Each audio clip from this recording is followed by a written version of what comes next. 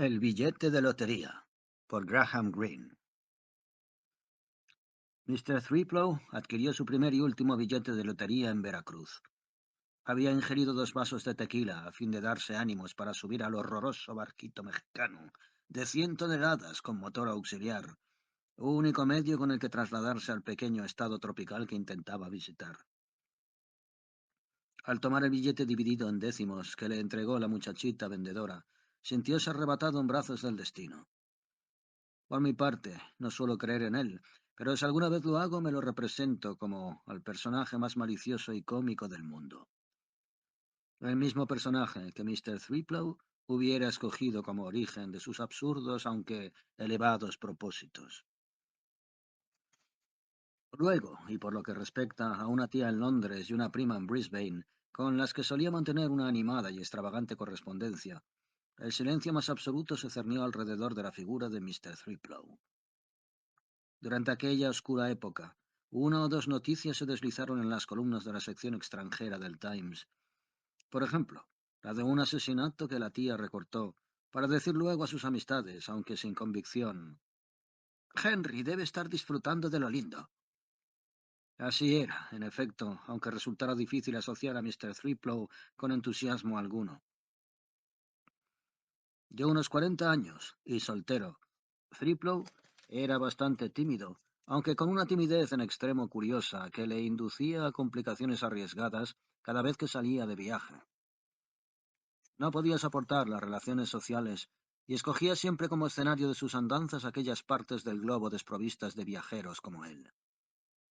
El año a que se refiere nuestra historia, habíase trasladado a México, pero no a la capital, a Taxco, a Cuernavaca o incluso a Oaxaca, aunque su tía le había insistido mucho en que trajera un sarape decorado, y él estaba seguro de que su prima australiana consideraría en todo su valor unos pendientes de plata.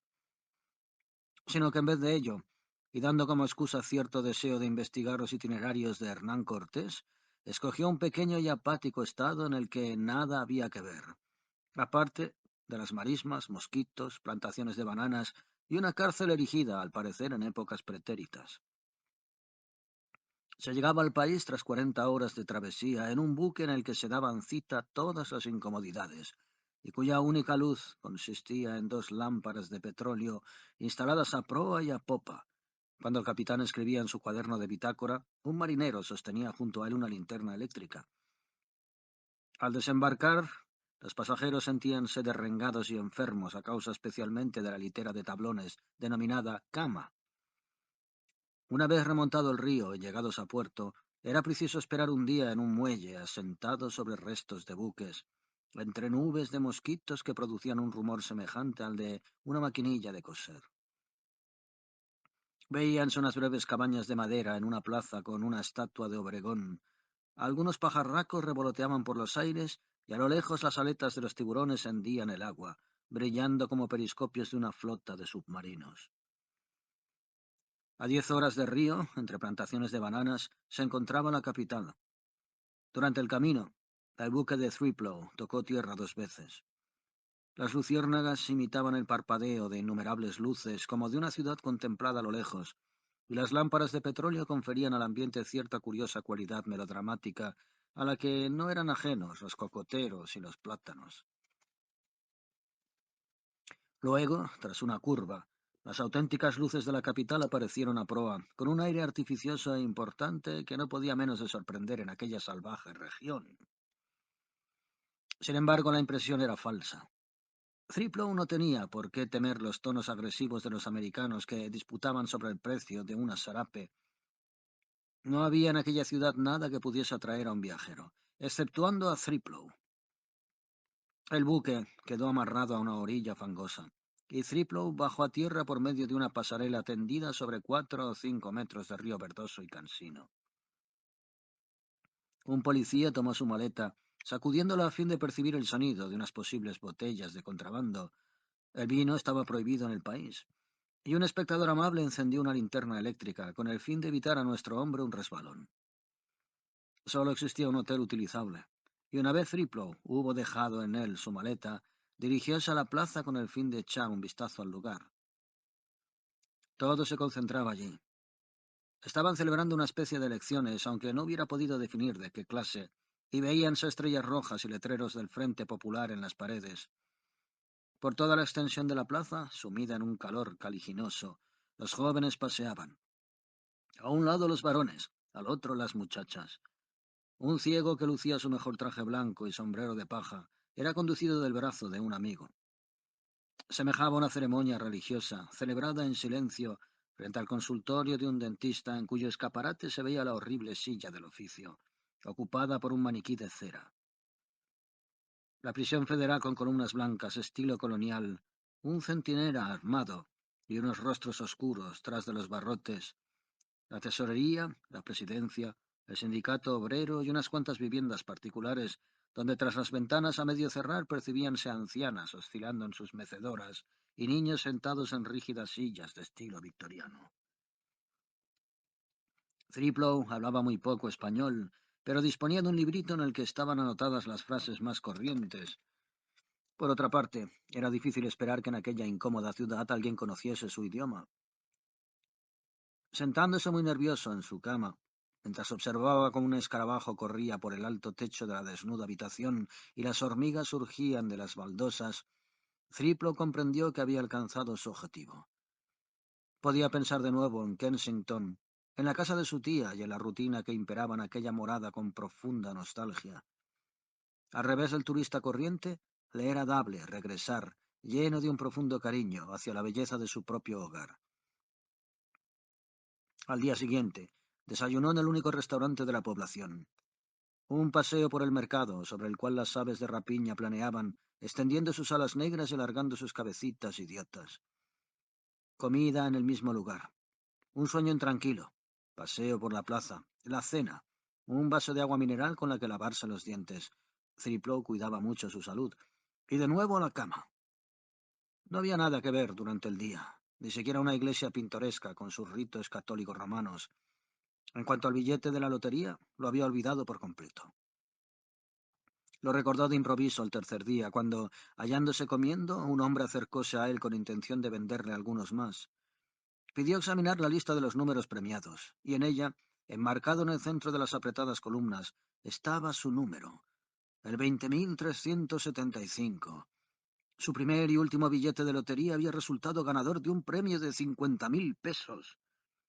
Las moscas revoloteaban alrededor del feo bistec servido en su plato, y un mendigo indio, con un leve rastrojo de barba y bigote, permanecía en el umbral, observando a los comensales sin hablar ni una palabra.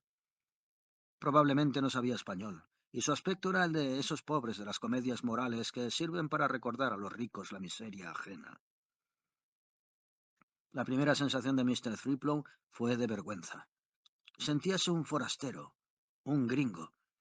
Había gastado 5 pesos en el billete. ¿Qué derecho tenía ahora a tan elevada cantidad?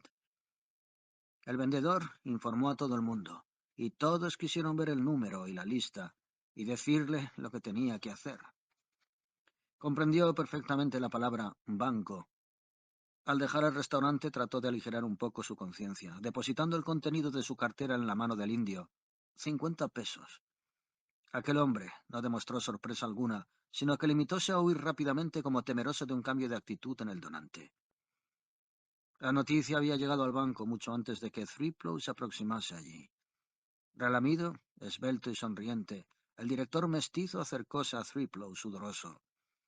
Sabía tan poco inglés como Thriplow español, pero éste comprendió por su amplio gesto de bienvenida que ponía a su disposición los escasos recursos del banco. Parecía como si la noticia hubiese alcanzado también a los zopilotes, porque se aproximaron, planeando por sobre los tejados, y se fueron posando a la carretera mientras sus cabecillas se movían de un lado a otro en busca de presa. Thriplow tomó asiento en una dura mecedora, escuchando al director. Solo entendía una palabra ocasional, de vez en cuando, y mientras el calor del sol lo licuaba todo sobre ellos, le pareció como si le estuvieran indicando algunas prohibiciones. No podía sacar el dinero de México, etc. De improviso, y con aire de petulancia, provocado sin duda alguna por el calor, manifestó: «No quiero el dinero, no lo necesito. Les hará más falta a ustedes». En los ojos castaños del director se pintó una comprensión casi inmediata. Es usted un filántropo, declaró con el tono de quien sienta una conclusión definitiva. No necesito su dinero, repitió Thriplow, pasándose la mano por el pelo con gesto nervioso, temiendo parecer teatral. Me gustaría hacer algún bien a este país. Aquella suma era realmente inmensa para un estado tan pobre, y suavemente complacido consideróse una especie de Carnegie. ¿Acaso puedan fundar una biblioteca? Es usted nuestro bienhechor, manifestó el otro. Todas las palabras inglesas que conocía eran de raíz latina. Tomó su sombrero de paja y dijo, vámonos. ¿A dónde? Aquel hombre era algo vago en sus insinuaciones. No obstante, añadió algo acerca de la presidencia. Thriplow se dejó conducir por el hado. ¿No lo he descrito ya como travieso y divertido? Siguió al sombrero de paja absurdo y lleno de agujeros como una criba hasta la plaza, y luego se encontró en una antesala de la presidencia. Al parecer, su gesto iba a ser considerado por el propio gobernador de la comarca. Thriplow reflexionó acerca del posible destino de la cantidad. ¿Un hospital? ¿Un instituto científico? ¿Acaso un casino literario? ¿Tal vez un hospicio? Hubo un largo intercambio telefónico de ideas. Un hombre ataviado al estilo de los bandoleros del país, con pantalón ceñido y enorme revólver pendiente del cinto, lo observaba con mirada irónica y malevolente, realzada por el pañuelo rojo que ceñía su garganta. El gobernador está ausente, declaró el director del banco. Vámonos. Y dirigióse hacia la plaza seguido del hombre armado. Frente a ellos apareció una puerta con un letrero que proclamaba «Dentista» y algunas muestras de resplandecientes dentaduras. «Dolor», dijo con evidentes muestras de satisfacción.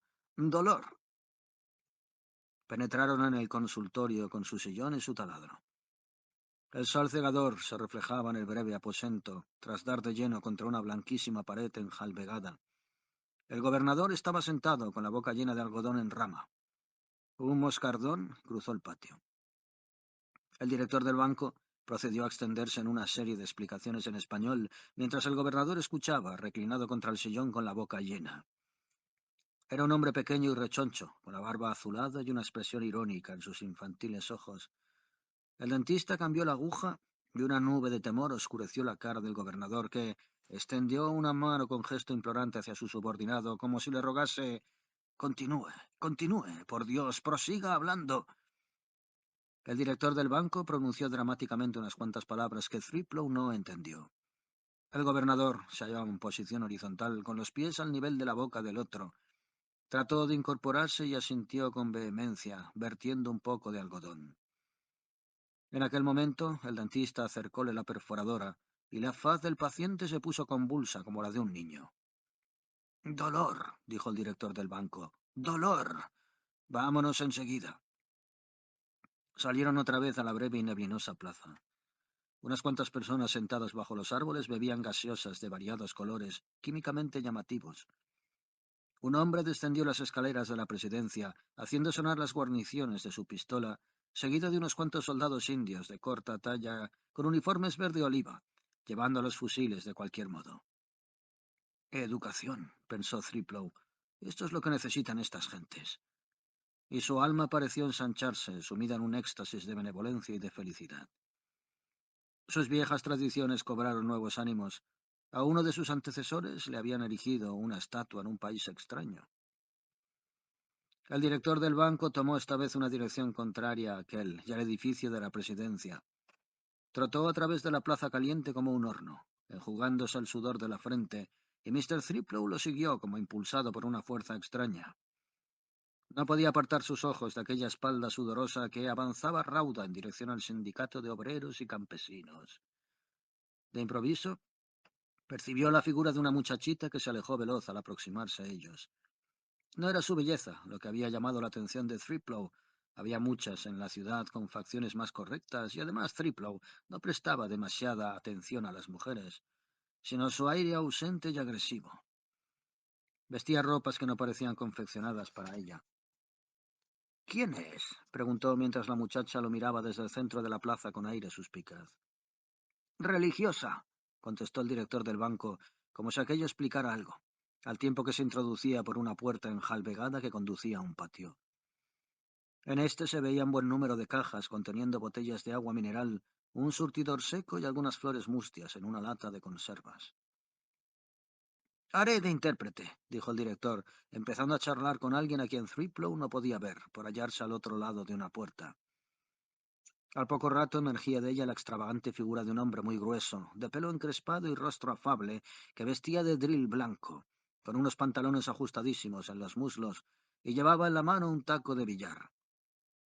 Del cinto guarnecido con balas colgaba un pesado revólver. Saludó a Threeplow con un ademán, enarbolando el taco, y luego dijo alegremente: «Hablo el inglés muy bien. Soy jefe de policía de este...» sonrió irónicamente. «Corral».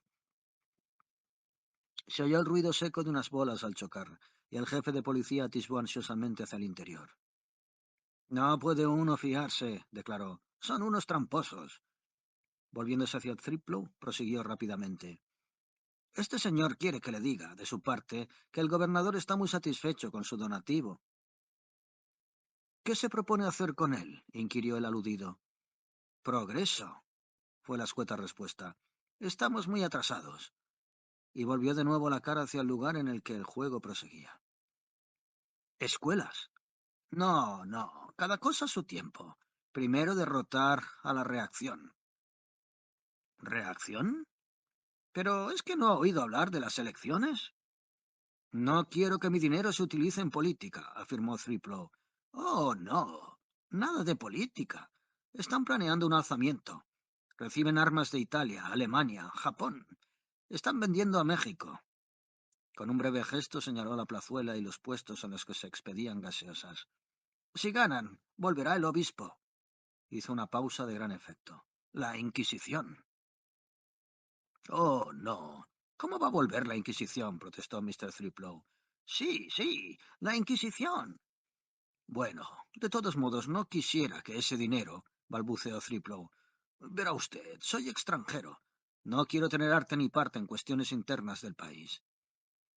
«Será usted bendecido por todos», repuso el jefe de policía. «Su dinero servirá para sentar los cimientos del progreso. Entregue el billete a este caballero». Miró hacia atrás y luego, como si una súbita idea hubiera acudido a su cerebro, añadió con elocuencia: «La gratitud del Estado, un monumento, incluso quizá una fuente, un banco de mármol en la plaza con su nombre grabado. ¿Cómo se llama usted, señor?» «Threeplow». «Una inscripción. Los amigos del progreso a su bienhechor extranjero». «Es usted muy amable». «No, no, nada de eso. ¿Dónde le gustaría el banco, señor Tipno? ¿Frente al sindicato? ¿Junto a la presidencia? ¿Bajo aquel árbol? Despejaremos ese lugar de vendedores». «Es usted muy amable, muy amable». Por las noches no había nada que hacer. La dinamo instalada en el piso bajo del hotel ronroneaba sin descanso, mientras en el principal las luces parpadeaban y los moscardones chocaban contra la pared. Llegaban en bandadas, procedentes del río, y el suelo estaba materialmente cubierto de ellos. El propietario y Mr. Threeplow se balanceaban en sus mecedoras en una atmósfera espesa y cálida. Transcurrido un rato, el primero logró recordar algunas palabras inglesas y otras cuantas francesas, con las que intentó un intercambio de ideas con el forastero. En algún lugar lejano, muy cerca de la plaza, la multitud vociferaba. «Elecciones», explicó el propietario, abanicándose con un periódico de la capital muy atrasado. Una embarcación hizo sonar su sirena en el río. El propietario del hotel empezó a quejarse de los malos tiempos y a evocar con nostalgia las buenas épocas pasadas, a lo que Threeplow pudo entender: durante el mandato de Porfirio Díaz, el gobernador de aquel estado murió pobre. Pero jamás volvió a ocurrir tal cosa. Con suma cautela, Mr. Threeplow dejó escapar, como al azar, las palabras reacción e inquisición. De improviso, el propietario pudo formar una frase completa. «Ahora», dijo, «morimos. Comme les chiens». ¿Por qué un hombre no había de tener un sacerdote que le ayudase en el trance supremo si así lo deseaba? Se produjo un pesado silencio, interrumpido solo por el rumor de los abejorros que espantaba con su periódico. «La Iglesia tiene dinero», apuntó Threeplow, sin que su interlocutor lo comprendiera. Iglesia, insistió Thriplow. L'argent. Mucho dinero. Una socarrona risa fue su respuesta. En la plaza, el rumor proseguía sonando cada vez más fuerte.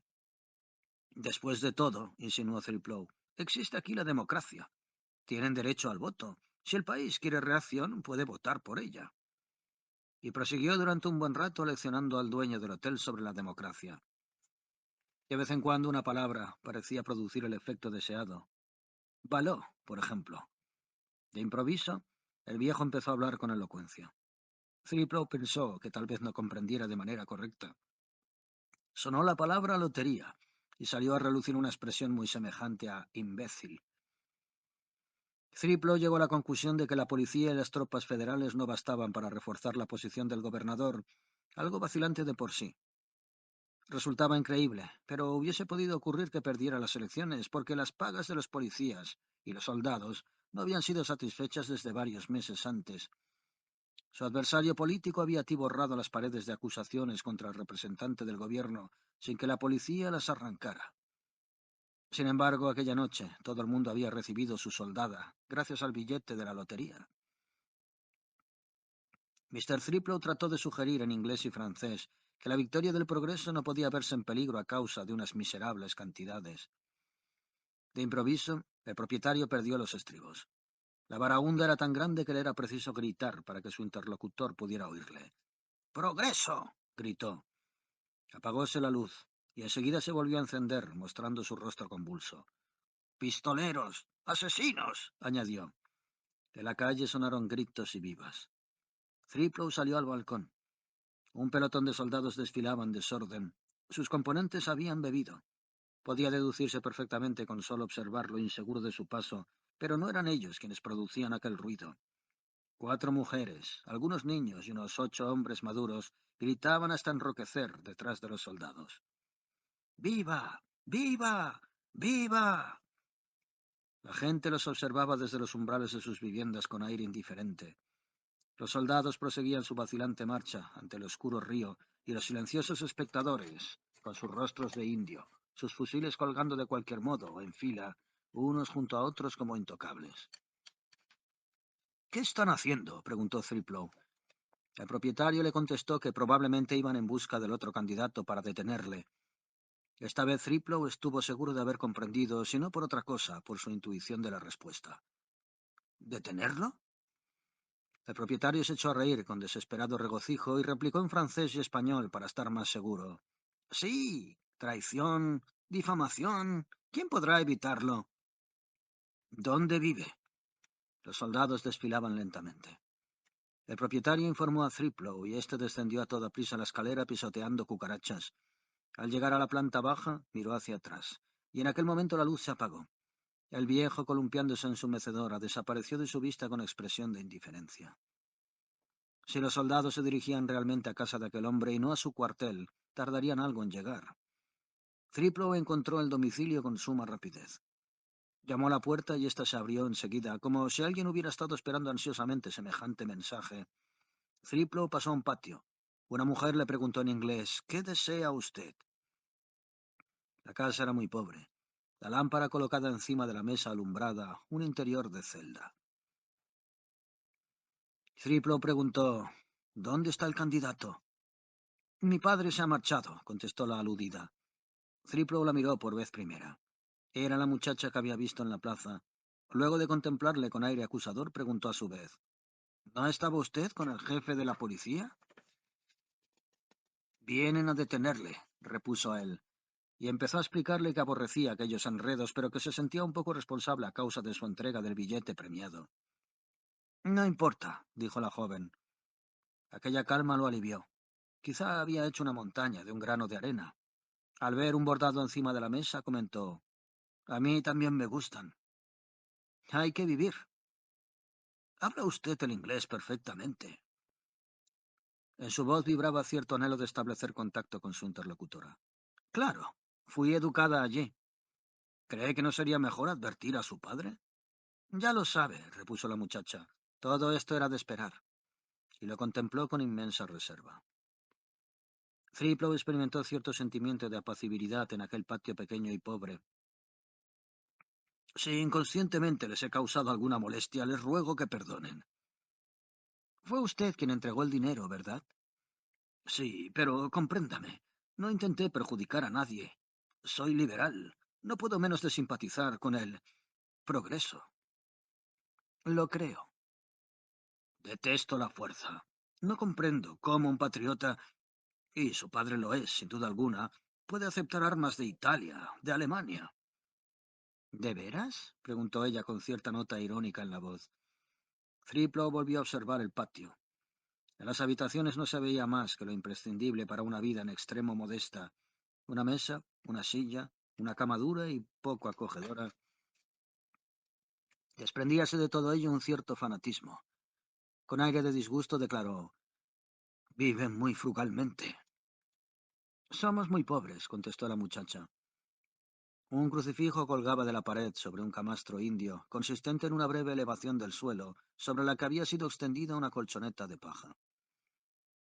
«Me dijeron que era usted religiosa», añadió él tras vacilar un poco. «Estaba en un convento, pero lo destruyeron. Se encontraba donde ahora está el campo de juego, junto al río». Hizo un leve movimiento en dirección al crucifijo. «El tenerlo representa una traición a las autoridades. Probablemente vendrán a registrar. Necesitarán toda clase de pretextos. Pero no puedo comprender que su padre corra un peligro inminente. Y usted no corre peligro alguno. Pero ellos sí. ¿Y usted?». Thriplow se sorprendió. ¿Se refiere a que los reaccionarios pueden provocar una revuelta? Por segunda vez aquella noche alguien se indignó por su culpa. «¿Qué nombres tan estúpidos da usted a ciertas cosas?», profirió la joven con los ojos llameantes. Luego, bajando algo la voz, añadió más calmada: «Lo lamento. Usted es inglés». «Claro, pobre hombre. ¿En qué lío lo han metido?». Thriplow sintióse estremecer de cólera. Luego se dijo que lo mejor era desembarazarse de todo aquel absurdo enredo. «Bueno, me alegro de que su padre se encuentre en lugar seguro». «No me he portado bien con usted», manifestó ella. «Es preciso que lo sepa. Lo detuvieron hace media hora. Debe haber visto cómo los soldados regresaban al cuartel. Antes, tuvieron que atiborrarlos de licor». «Entonces, ¿por qué dijo...?» Se interrumpió, comprendiendo. Podía leer la entera historia en aquellos ojos secos y doloridos. «Ya habrá oído hablar de la ley de fugas. En realidad, nunca es preciso que echen a correr». Mr. Thriplow se quedó mudo. No obstante, algo en su interior empezaba a agitarse.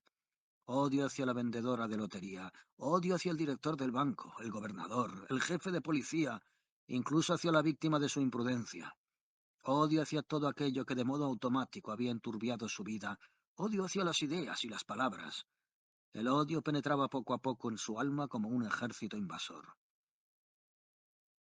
«Si quiere darme algún dinero», suplicó la muchacha débilmente. «No tengo un céntimo en la casa. Quizá no sienta usted tanto lo que ha hecho. Se irá a su casa más tranquilo. Es usted bueno». Poseía aquella fuerza psicológica que se observa con frecuencia en las monjas. Sacando su cartera le dio cuanto tenía. Aquel gesto, dictado por el odio, se convirtió casi en un gesto de amor. La joven dijo: «Es mucho más de lo que necesito, pero quizá pueda lograr que alguien me traiga un sacerdote para enterrarlo. Un sacerdote de otro estado. Aquí morimos como los perros. Muchas gracias». Parecía decidida a aliviar a Thriplow de sus preocupaciones. Quedaba completamente sola, en la cumbre de su resignación religiosa, observando a los pobres humanos arrastrarse como escarabajos, cometiendo torpezas. «Es usted muy amable», añadió, «solo que ignorante, ignorante de la vida». En su voz vibraba el sano orgullo y la simplicidad de los conventos. Mr. Thriplow salió a la calle. Se acordó de su prima de Brisbane y de su tía de Kensington. Un olor ofensivo le llegaba del río, y un moscardón tropezó contra su cuello, yendo a estrellarse luego contra una pared, tras haber surcado un haz de luz eléctrica.